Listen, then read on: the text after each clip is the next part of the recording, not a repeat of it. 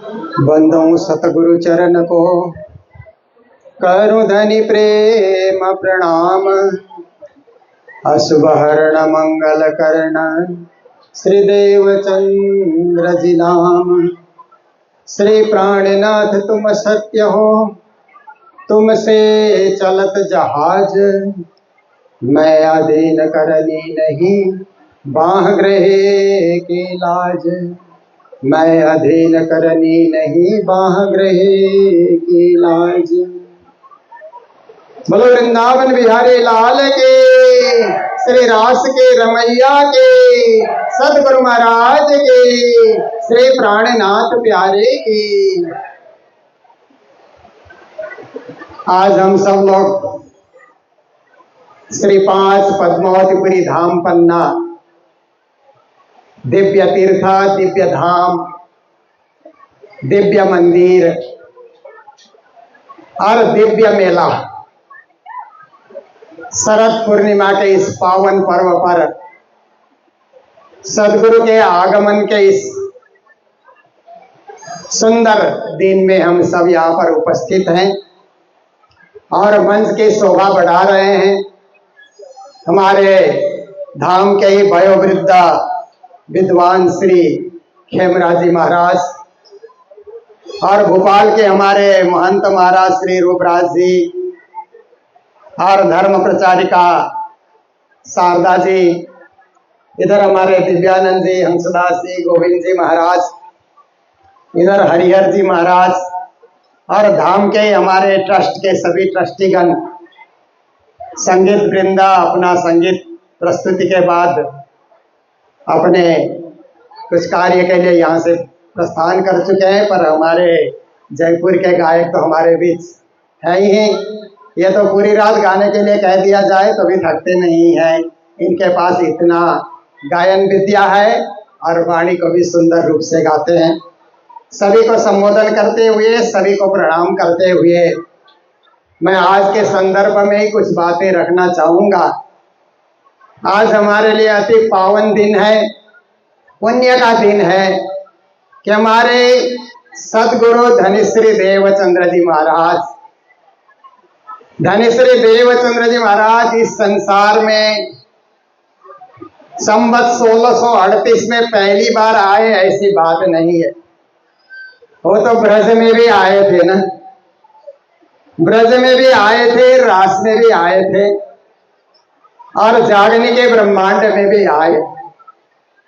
पर हम जागने के ब्रह्मांड में अभी बैठे हुए हैं, तो इस ब्रह्मांड में परम धाम के कोई सखी सबसे पहले आए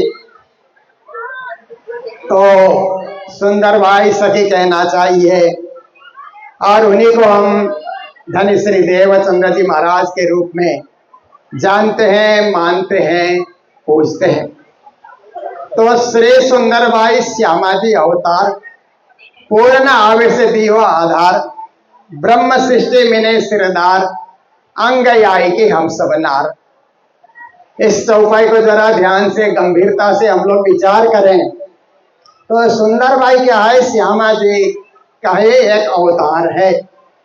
सुंदर भाई, श्यामा जी सुंदर भाई के रूप में आई हुई है और सुंदर भाई को पूर्ण आवेश दियो आधार, धामदानी ने अपना पूरा आवेश, आवेश कोई जोश कहा जाता है, धनी जी ने अपना जोश और अपना आवेश, संस्कृत में आवेश कहते हैं, उर्दू में जोश कहते हैं।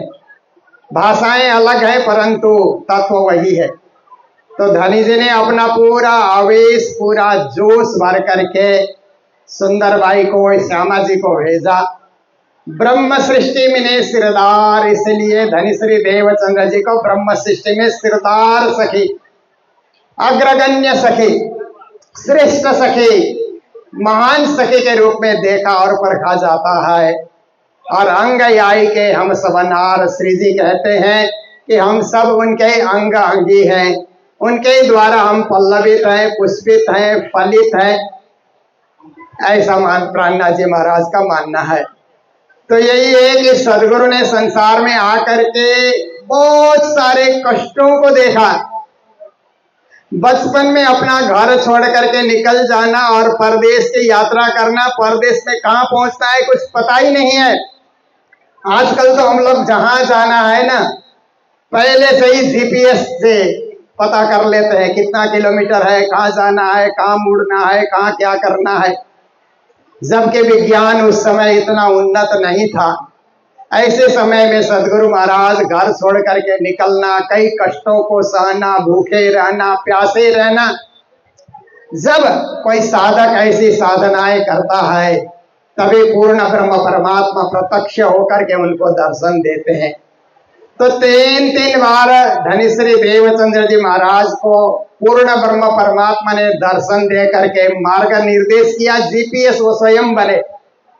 हमारे लिए तो हमारा मोबाइल जीपीएस है ना, सदगुरु देवचंद्र जी महाराज के लिए जीपीएस साक्षात राज्य महाराज ही बने और उन्होंने मार्ग निर्देश करके उनको ठिकाने पहुंचा दिया।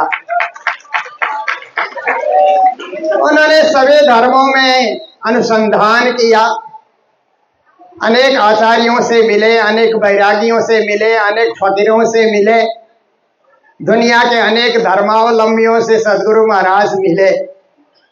पर उन्होंने देखा कि सभी के सभी केवल अनेक देवी देवताओं की बात करते हैं, एक पूर्ण ब्रह्म परमात्मा की तो बात ही नहीं करते हैं। जबकि वेद में प्रारंभ में लिखा गया, वेदोखिलो धर्म मूलम, कहते हैं ना सब धर्मों का मूल तो वेद ही है। तो वेद में प्रारंभ में लिखा है कि एको विश्वस्य भुवनस्य राजा, इस विश्व ब्रह्मांड का राजा एक ही है, एकमेवा द्वितीयम ब्रह्म, ब्रह्म तो एक है और दूसरा कोई नहीं है। He is only one, neither the second, ऐसा करके वेद में लिखा है। दूसरा कोई है नहीं, एक ही है वो। तो ऐसे एको विश्वस्य भुवनस्य राजा एकम सत्य प्रहा बहुधा वदन्ति, वो सत्य एक है। ब्राह्मण लोग अलग अलग नाम से उसकी व्याख्या करते हैं, परंतु परमात्मा एक है। ये वैदिक महावाक्य की चर्चा तो कोई नहीं करता है। बाकी अनेक देवी देवता उसी एक के अंश से बने हुए हैं, उनकी चर्चा व्यापक रूप से हो रही है। मंदिर मंदिर, मठ मठ, देवालय देवालय, सर्वत्र देवी देवताओं की तो व्याख्या हो रही है, पर सबसे परे जो एक बैठा हुआ है ना, उसकी चर्चा होती नहीं है। तो सदगुरु ने तब तक अपनी प्रतिज्ञा को ध्यान में रखा कि जब तक एक का परिचय नहीं होगा मैं ढूंढता ही रहूंगा, खोज करता ही रहूंगा। गुरु हरिदास जी से भी मिले, कुछ सांत्वना तो उनको मिली, परंतु इच्छा पूरी नहीं हुई। फिर नौतनपुरी में आकर के 14 साल की तपस्या, 14 वर्ष निष्ठा, बंदा वचन ग्रह सारी सनंदा, कई जप तप किए व्रत नेम, सेवा स्वरूप सने अति प्रेम। 14 साल का नियम, 14 साल की निष्ठा, 14 साल की तपस्या, 14 साल का त्याग, 14 साल का कथा श्रवण सदगुरु महाराज ने पालन किया। तो धनी जी भाई अति प्रसन्न, 3 बेर दिए दर्शन, तारतम बात वतन की कहे, आप धाम धनी सवे शुद्ध दही।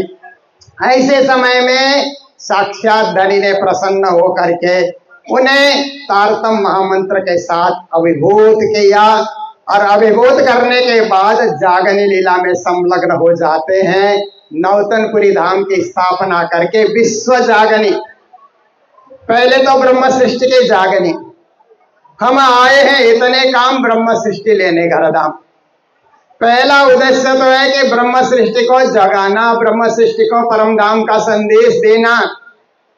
पर दूसरी बात, रोशन कर ले हुक्म बजाए, ब्रह्म सृष्टि और दुनिया देवरे जगाए।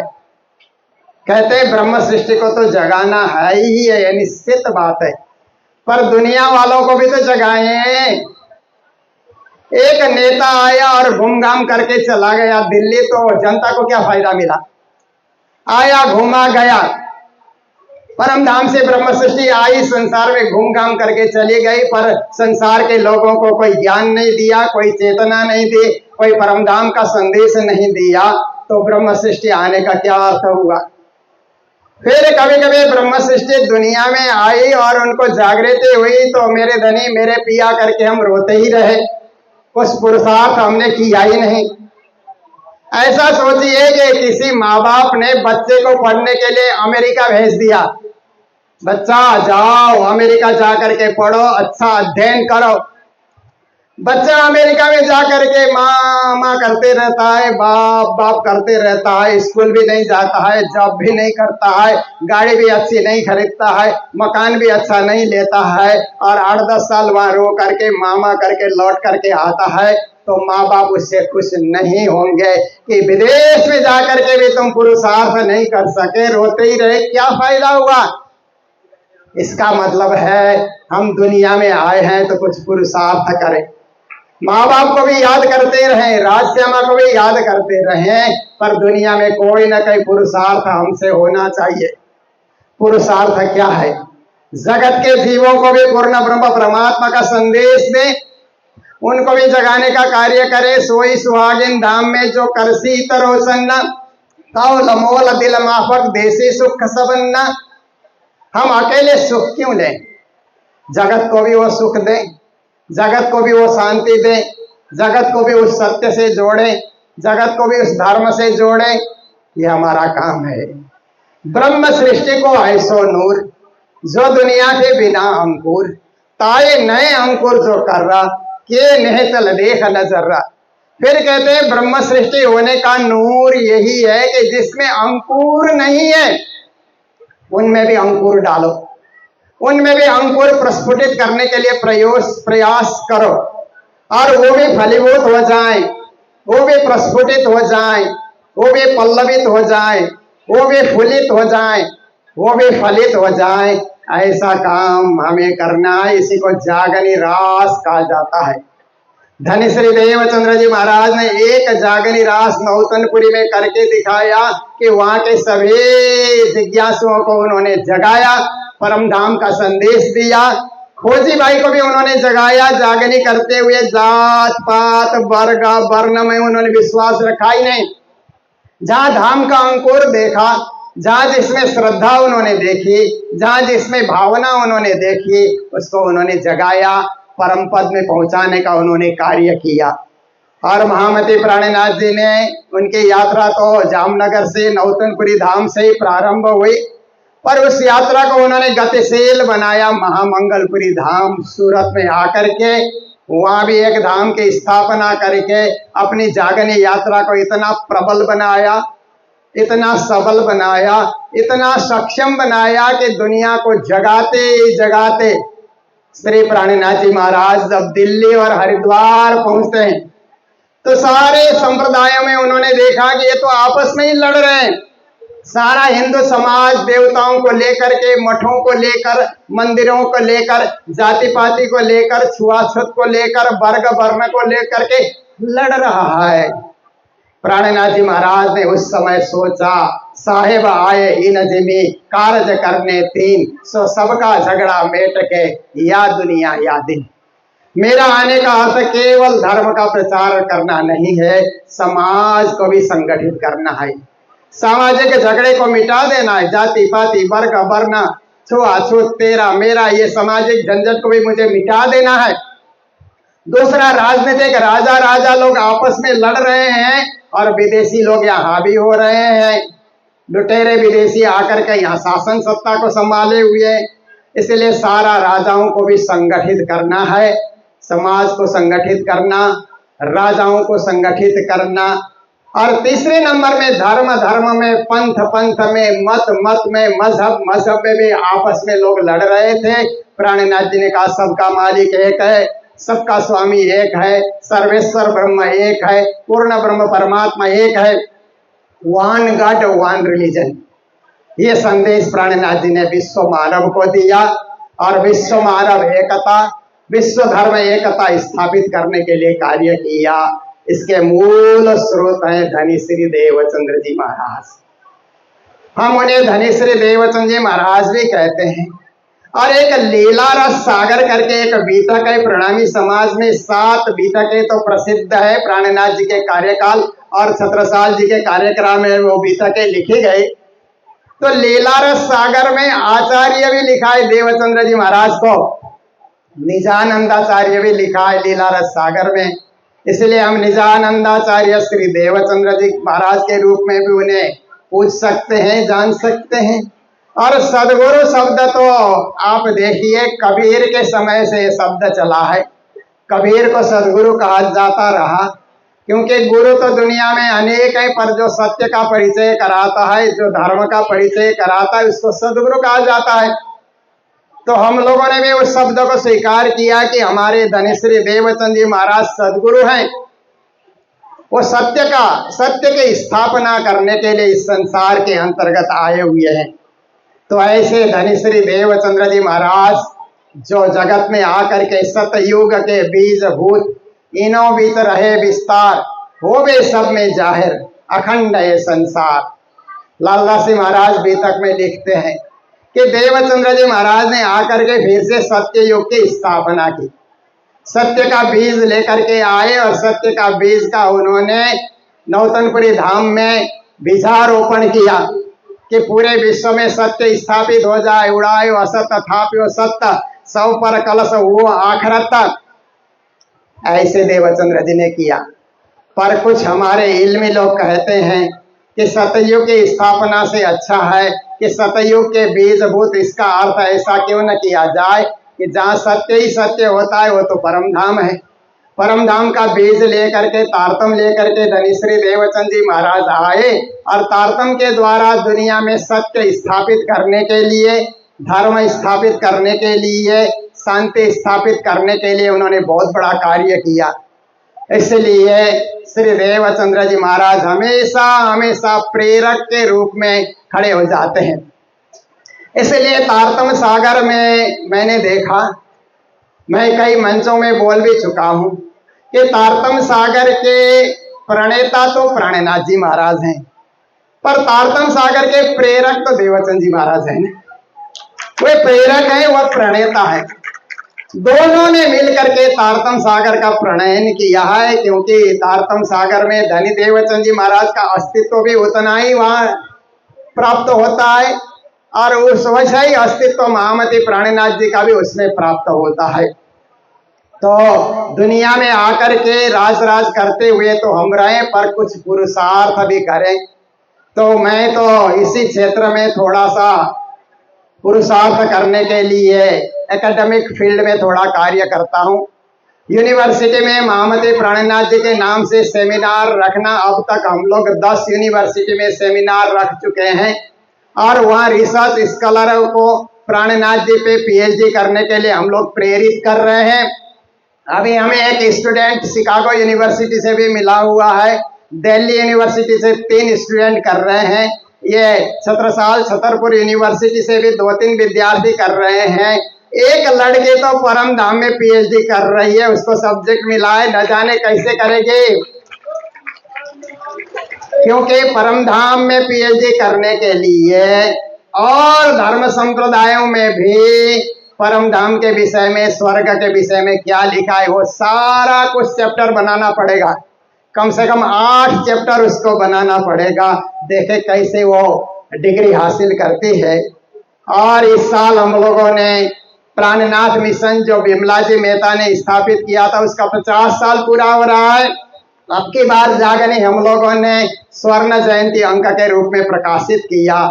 तो हम लोगों ने ये प्रकाशित करने के लिए प्रयास किया कि अब तक हमारे साथ कितने राजनेता जुड़े, राष्ट्रपति उपराष्ट्रपति से लेकर के कितने मंत्री लोग जुड़े, उनका लेख प्राणनाथ जी के विषय में क्या है, कितने इतिहासकार अब तक जुड़े, उन्होंने इतिहास में क्या लिखा है, कितने लेखक जुड़े अब तक प्राणनाथ जी को लिखने के लिए, उन्होंने क्या क्या लिखा, ये सब इस बार के जागनी में स्वर्ण जयंती अंक में हमने प्रकाशित किया है। और प्रणामी समाज ने प्रणामी धर्म के प्रचार के लिए क्या क्या कार्य किया है। पहले तो हमारे सब वाणी हस्तलिखित हुआ करते थे। 1931 में आचार्य धनीदास महाराज ने नौतनपुरी में प्रेस की स्थापना करके वृत्तांत मुक्तावली का प्रकाशन किया और ब्रह्म विज्ञान भास्कर का प्रकाशन किया। प्रणामी धर्म पत्रिका उन्होंने एक पत्रिका के रूप में जाहिर किया। तब से प्रिंटेड बुक हमारे सामने आने लगी। और 1962 में फाजिल्का से कुछ सुंदर साथ ने प्रकाश हिंदी और कलश हिंदी किरंतन को उन्होंने छपाया, 3 ग्रंथ को छपा दिया। 1963 में कृष्णदत्त शास्त्री ने कानपुर में से 7 वाणी के 7 खंड को लेकर के उन्होंने वाणी का प्रकाशन किया और 1965 में प्रयागराज इलाहाबाद से प्रकाशन मिड्डा और माता बदल जायसवाल और मोहन मुकुंद महाराज ने मिलकर के संपूर्ण वाणी का प्रकाशन 1965 में किया। 1972 में बिमलाजी मेहता ने फिर से उस वाणी को अर्थ सहित करके प्रकाशित किया, हिंदी अर्थ करके, कठिन शब्द का अर्थ निकाल करके, संदर्भ ग्रंथ तैयार करके 1972 में प्रकाशित किया। 1974 में फिर उन्होंने प्राणनाथ मिशन की स्थापना करके यूनिवर्सिटी में, कॉलेज में, हाई स्कूलों में प्राणनाथ जी महाराज की वाणी जाए, प्रोफेसर लोग इससे जुड़े, वो कार्य उन्होंने प्रारंभ किया। उसके बाद वाणी प्रकाशन 1973 में जाकर के आचार्य धर्मदास जी महाराज ने गुजराती में वाणी का प्रकाशन किया। फिर 1978 में श्री जगदीश चंद्र आहूजा ने इलाहाबाद से वाणी का प्रकाशन किया। उसके बाद तो फिर अनेक धामों से, अनेक तीर्थों से वाणी प्रकाशित होती रही। मेरे हिसाब से 1 लाख से अधिक प्रतियां वाणी अब तक छप चुकी होगी, जो घर घर में विस्तृत हो रही है। तो उस वाणी का हिंदी अनुवाद तो बिमला जी ने अपने कार्यकाल में ही किया था। यहाँ से हमारे मास्टर धनीदास जी ने हिंदी अनुवाद किया, यहाँ से भी प्रकाशित हुई, पन्ना धाम से भी हिंदी अनुवाद के साथ। और फिर उसका अंग्रेजी अनुवाद में फर्स्ट टाइम 1989 में अमेरिका घूमने के लिए गया, अमेरिका, कनाडा, यूके घूमने के लिए गया था। वहाँ विश्व हिंदू सम्मेलन था, उसमें सम्मिलित होने के लिए। तो मैंने वहाँ के सारे लाइब्रेरियों में देखा कि बाइबल तो इंग्लिश में है, कुरान भी इंग्लिश में है, महाभारत भी इंग्लिश में है, रामायण भी इंग्लिश में है, और अनेक और पुराण गीता तो इंग्लिश में है ही है, सब कुछ इंग्लिश में है। तो हमारी वाणी भी इंग्लिश में आनी चाहिए। तो इंग्लिश के ज्ञाता 5 प्रोफेसरों की टीम हम लोगों ने बनाई। उस टीम में मैं भी साथ में रहा और बिमला जी मेहता भी साथ में रही। तो हम लोगों ने संपूर्ण वाणी का अंग्रेजी अनुवाद डॉक्टर राजकुमार उपाध्याय के, राजकुमार अरोड़ा के द्वारा करा करके, प्रकाशित करके भारत के लाइब्रेरी और विदेशों की लाइब्रेरियों में हम लोगों ने भेजा कि वाणी आखिर क्या कहना चाहती है। क्योंकि 2 अमेरिकन स्टूडेंट, एक यूके से था डेरी क्लिंस करके, एक ब्रांडेन करके और अमेरिका यूनिवर्सिटी से था। वो प्राणनाथ जी पे रिसर्च करने आए, तो उनकी वाणी अंग्रेजी में न मिलने के कारण उनका रिसर्च पेपर पास नहीं हुआ। तो अब हम लोगों ने इंग्लिश में पूरा अनुवाद करा करके सारे वाणी को छपा दिया। अब जो कोई भी, चाहे अमेरिकन हो, ऑस्ट्रेलियन हो, यूरोपियन हो, कैनेडियन हो, कोई भी स्टूडेंट हमारे पास आएगा तो हमारी वाणी इंग्लिश में है, वो अच्छी तरह समझ सकेंगे और रिसर्च पेपर सबमिट करेंगे, यूनिवर्सिटी भी उसको पास करेगी। ऐसे एकेडमिक फील्ड में बिमला जी मेहता भी कार्य करती रही और उन्होंने मुझे धाम जाने से पहले ये कार्य हमें सौंप दिया। तो हम लोग 50 साल का ये एकेडमिक फील्ड में प्राणनाथ मिशन के द्वारा प्राणनाथ जी की वाणी का विश्वव्यापी बनाने का कार्य हम लोग करते जा रहे हैं।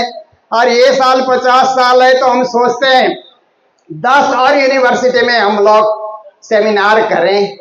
और हमारे छतरपुर में महाराजा छत्रसाल जी जो यूनिवर्सिटी यहाँ चल रही है, जिसमें 111 कॉलेज है उस यूनिवर्सिटी के नीचे, उसमें दर्शन में प्राणनाथ जी महाराज, प्रणामी महामते प्राणनाथ और प्रणामी संप्रदाय, एक सब्जेक्ट समावेश करने के लिए हमारे प्रोफेसर साक्य जी ने प्रयास किया है। उन्होंने किताब लिखी, हम लोगों ने प्राणनाथ मिशन से छपा करके भेज दिया है कि आप एमए में दर्शन शास्त्र में इसको लागू कीजिए, और वो करने जा रहे हैं। ये भी हमारी एक उपलब्धि है।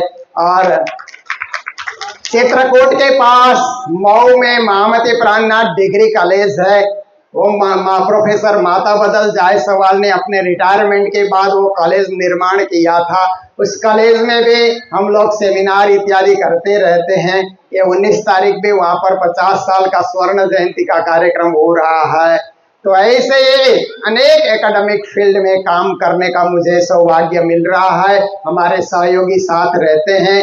बाकी हमारे 800 प्रणामी मंदिर हैं। मंदिरों से धर्म का प्रचार हो रहा है, पर प्राणनाथ जी महाराज की वाणी में केवल धर्म का ज्ञान नहीं है, वह राजनीति भी है। राजा ने मलोरे राणे राय तणु को राजनीतिक चेतना दे रहे हैं प्राणनाथ जी, वीर रस में बोल रहे हैं। वह सामाजिक समन्वय भी है प्राणनाथ जी की वाणी में, इतिहास भी है, समाज शास्त्र भी है, भूगोल भी है, विज्ञान भी है, क्या नहीं है वाणी में। इसीलिए क्यों ना अलग अलग सब्जेक्ट में रिसर्च हो और प्राणनाथ जी को व्यापक रूप से दुनिया वाले जाने। इस ओर हम लोगों को कदम आगे बढ़ाना है।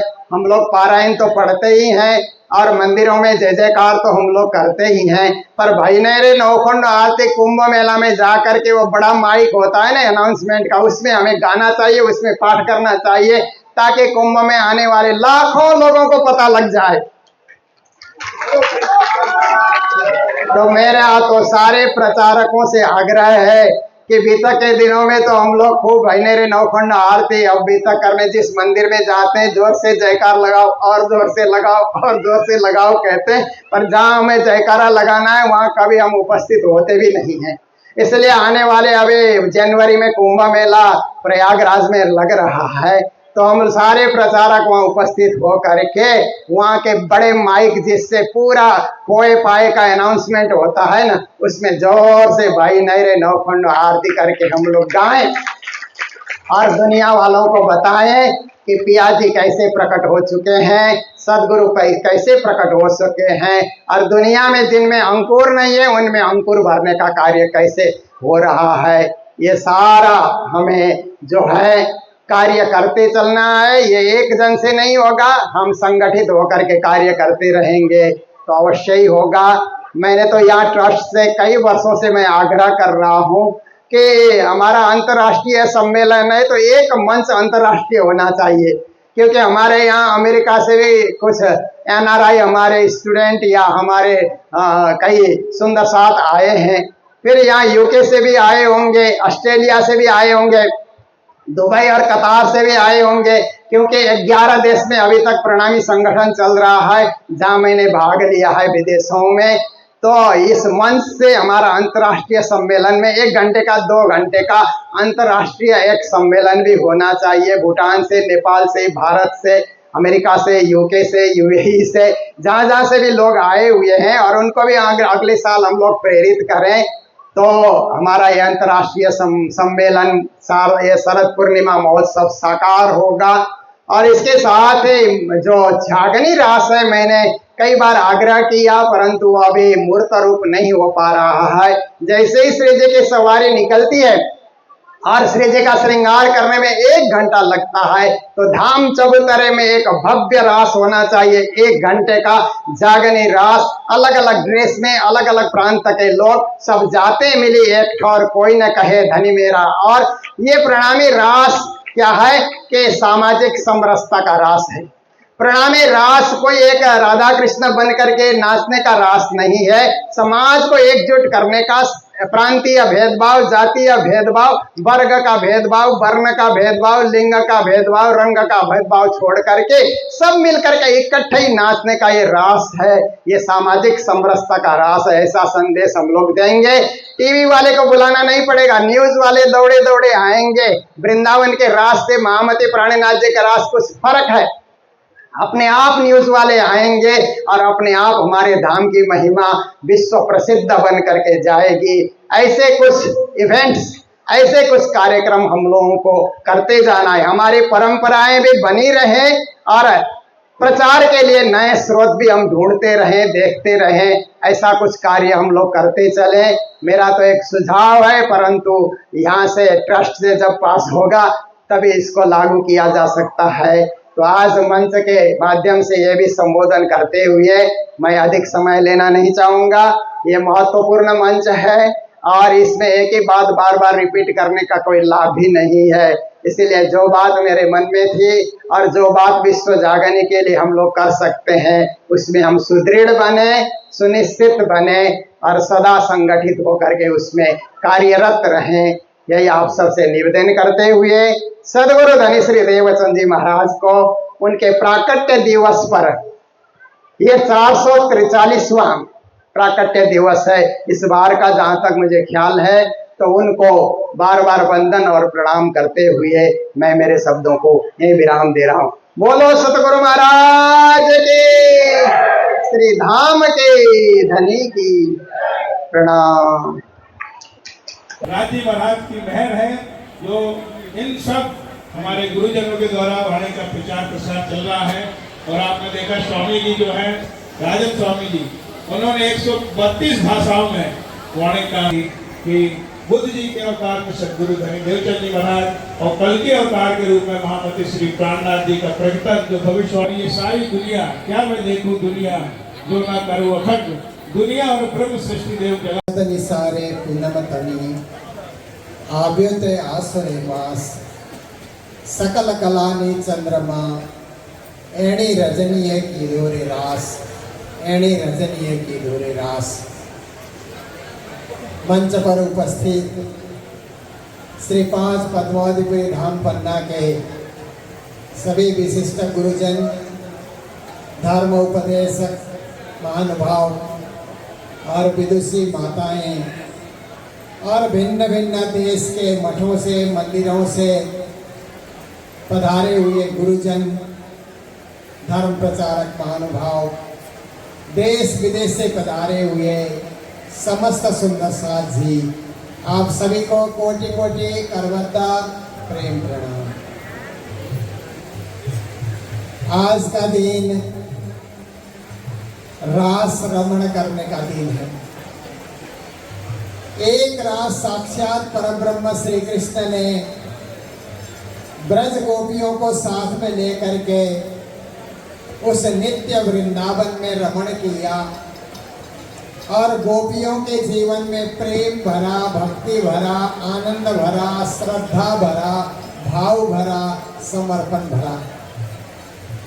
और दूसरा रास, उस श्री कृष्ण के रसे हुए रास को आज तक वृंदावन में रास के रूप में खेला जाता है। ब्रजवासी रास करते ही करते हैं और बिना रास के ब्रजवासी रह नहीं सकते। फिर दूसरा रास, जागनी रास के रूप में महामती प्राणनाथ जी ने पहले बीजावर में, फिर इसी धाम चबूतरे में पद्मावतीपुरी धाम में इस ढंग से उन्होंने रमण किया, इस ढंग से उन्होंने रास रचाया। जहाँ भक्ति भी है, ज्ञान भी है, श्रद्धा भी है, समर्पण भी है, सेवा भी है और आत्मा का परमात्मा से मिलन भी है। देखिए अभी अभी हमारे पूर्व वक्ता कह रहे थे, न्यूटन की बात कर रहे थे। प्राणनाथ जी महाराज का आगमन 1618 में हुआ भारत के जामनगर में, और न्यूटन का जन्म होता है इंग्लैंड में 1642 में। प्राणनाथ जी महाराज के आने के 24 साल बाद विज्ञान का बाप कहा जाता है ना न्यूटन, लॉ ऑफ ग्रेविटी, यह थ्योरी देने वाला न्यूटन था। न्यूटन का जन्म हुआ तो प्राणनाथ जी महाराज ने देखा कि विज्ञान का जो युग आ रहा है, बहुत जल्दी से विज्ञान तेजी से विकास करेगा, क्योंकि न्यूटन का जन्म हो चुका है। प्राणनाथ जी कहते हैं, अब ज्ञान ज्ञान ले विज्ञान यो लड़े सवे उन्मान।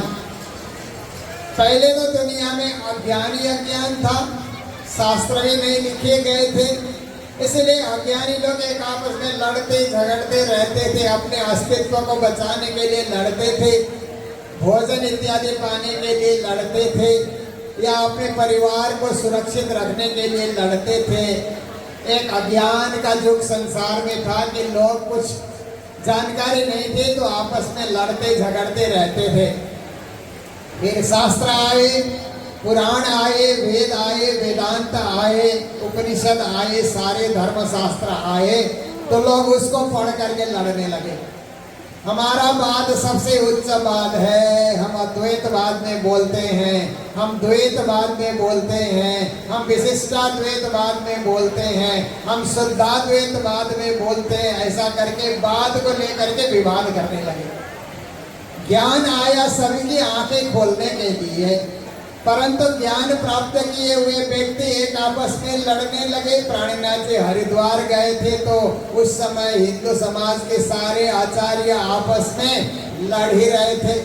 हमारा वाद सबसे उच्च वाद है, हमारा अखाड़ा सबसे उच्च अखाड़ा है, नहाने का सबसे पहले अधिकार हमको मिलना चाहिए।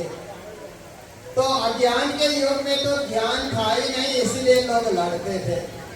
जब ज्ञान का युग आया फिर भी लोग क्यों लड़ रहे हैं?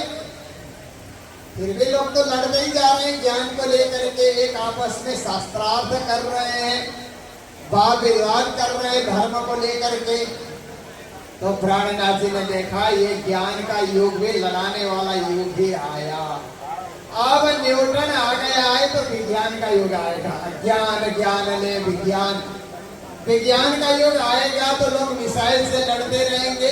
जैसे आज आप रूस और यूक्रेन की लड़ाई हो रही है और इजराइल और हमास की लड़ाई हो रही है, तो आप देखिए विश्व युद्ध प्रथम हुआ, द्वितीय हुआ और तृतीय विश्व युद्ध के कहीं न कहीं आप देखते हैं कि तैयारी भी हो रही है। तो प्राणनाथ जी महाराज ने देखा ऐसे तो दुनिया कोई भी समय में लड़ता ही रहेगा, लोग लड़ते ही रहेंगे, झगड़ते ही रहेंगे। क्यों ना दुनिया को रास का पाठ पढ़ा दिया जाए।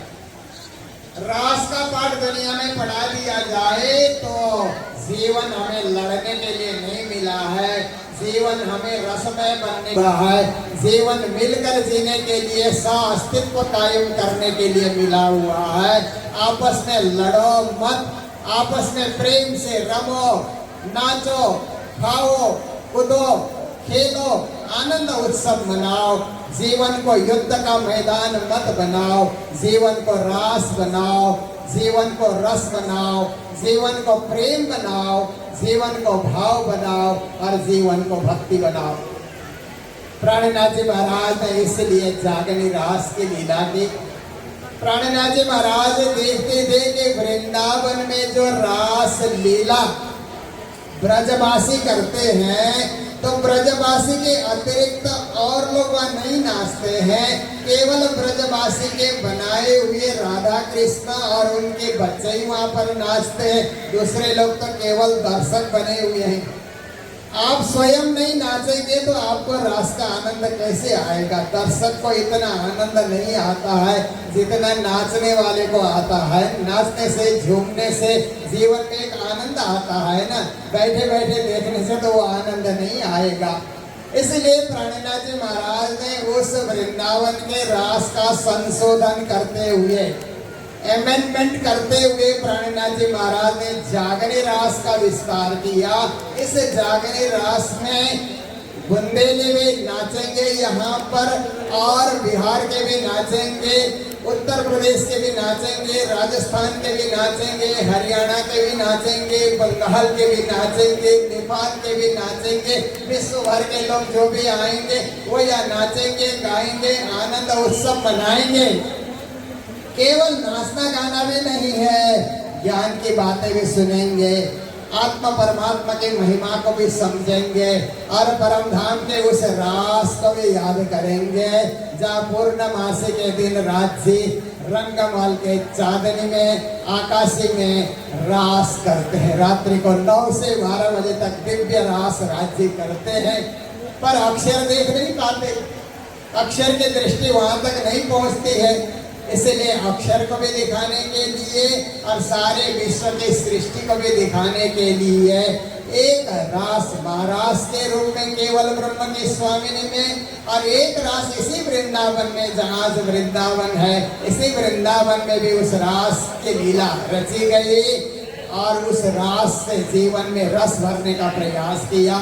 पर प्राणनाथ जी महाराज ने देखा कि वो सीमित जनों में वो रस संचारित हो, ऐसी बात नहीं है। उसको असीम कर दिया जाए, उसको विश्वव्यापी बनाया जाए, मानव मानव से प्रेम करे, मानव मानव से मिल करके रहे, द्वेष की भावना को छोड़े, लड़ाई की भावना को छोड़े, परस्पर मित्रता का भाव उदय हो जाए। इसीलिए उन्होंने ये जागनी रास का उदय किया। जागनी रास का अर्थ स्वयं में जागना, स्वयं को पहुंचाना और स्वयं को परब्रह्म परमात्मा के चरणों तक लिए चलना भी ये विशेष अर्थ होता है।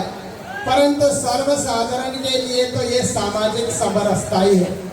समाज के जो भेदभाव हैं, भेदभाव की दीवारें, उनको मिटा देना। कोई भी यहाँ आ सकता है, कोई भी यहाँ नाच सकता है, कोई भी यहाँ उमंग उत्सव मना सकता है और कोई भी यहाँ प्रसाद पा सकता है।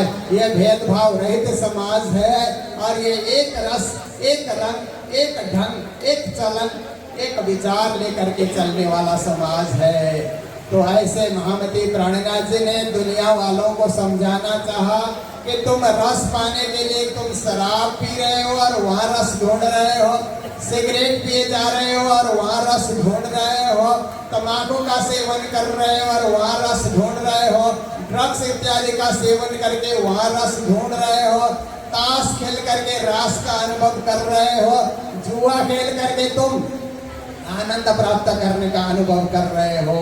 ये सारे रस निरस हो जाएंगे। कोई समय ऐसा आएगा कि ये सारे रस निरस बन जाएंगे। इसलिए भक्ति की ओर लौटो, अध्यात्म की ओर लौटो।